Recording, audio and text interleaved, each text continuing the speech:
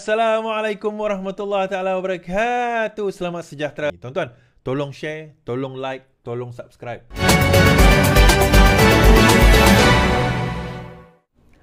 Pengasas pencetak harakah di ICU, PAS diharap bayar hutang segera.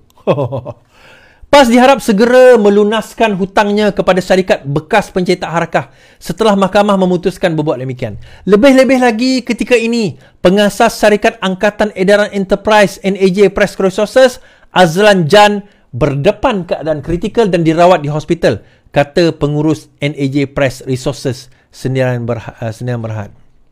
Kan? Menurutnya, peguam mereka sudah menghantar notis perintah dan penghakiman bawah aturan 14 kaedah mahkamah. Jelasnya, notis tersebut antara lain menuntut defendant menjelaskan dan membayar amaun penghakiman termasuk kos. Pihak berkenaan perlu menyelesaikan dalam tempoh 7 hari tarikh notis berkenaan. Dalam keadaan pengasas dua syarikat berkenaan, Azlan berdepan dengan tahap kesihatan kritikal, sepatutnya PAS ada iman dan ihsan untuk bayar hutang cetak harakah. Difahamkan Azlan menghadapi komplikasi buah pinggang dan jantung dia dimasukkan ke ICU Hospital KPJ Shah Alam setelah tidak kesedarkan diri pada had lalu. Bagaimanapun keadaan beliau dikatakan stabil. Malaysia kini melaporkan harakah memperolehi penghakiman terus yang mengarahkan PAS membayar hutang sebanyak RM656,233.69. Mahkamah Session membenarkan permohonan NAJ Enterprise Resources untuk penghakiman terus terhadap PAS dan dua defendant. Dua lagi defendant ialah Setiausaha Agung PAS, Taqiyuddin, dan penerbit lidah rasmi parti itu Galeri Media Serbanika Sendirian Berhad. Ini sementara itu, Hussein berkata pihaknya turut berharap PAS membayar hutang. Sebenar mereka sebaliknya bukan hanya jumlah yang ditetapkan mahkamah. Sebenarnya jumlah hutang ni 2 juta. Ini kerana katanya sebagai sebuah parti Islam yang menjunjung akidah perjuangan Islam, PAS patutnya berpegang kepada hukum digariskan agama dalam soal hutang piutang, katanya. Kepimpinan PAS patutnya sedar dalam Islam hutang wajib dibayar walaupun tidak dituntut. PAS diharap segera melunaskan hutangnya kepada syarikat bekas pencetak harakah setelah mahkamah memutuskan supaya berbuat demikian. Pengurus NAJ Press Resources, Hussein Jan, berkata, ini lebih-lebih lagi apabila pengasas syarikat pencetak tersebut, Azlan Jan, berdepan keadaan kritikal dan dirawat di hospital. Katanya kepada Malaysia kini, peguam mereka sudah menghantar notis perintah dan penghakiman bawah aturan 14 kaedah-kaedah mahkamah 2012 bertarikh 5 Disember 2023. Baik. So, tuan-tuan, sekarang ni isu dia macam ni. PAS hutang pada syarikat ini. Syarikat pertama oleh milik saudara Azlan ni, dan tak bayar sehingga syarikat itu bankrupt.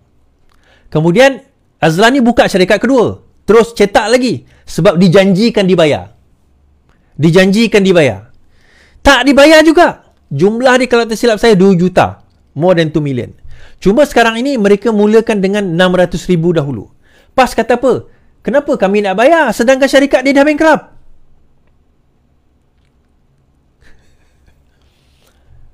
Kenapa nak kena bayar sedangkan syarikat dia sudah bankrupt? Dia kata.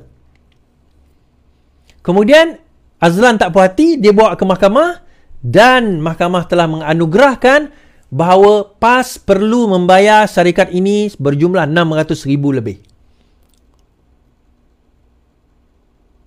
600,000 lebih. Apa PAS kata? Kami akan buat rayuan. Kawan-kawan, member tu dah nazak dah.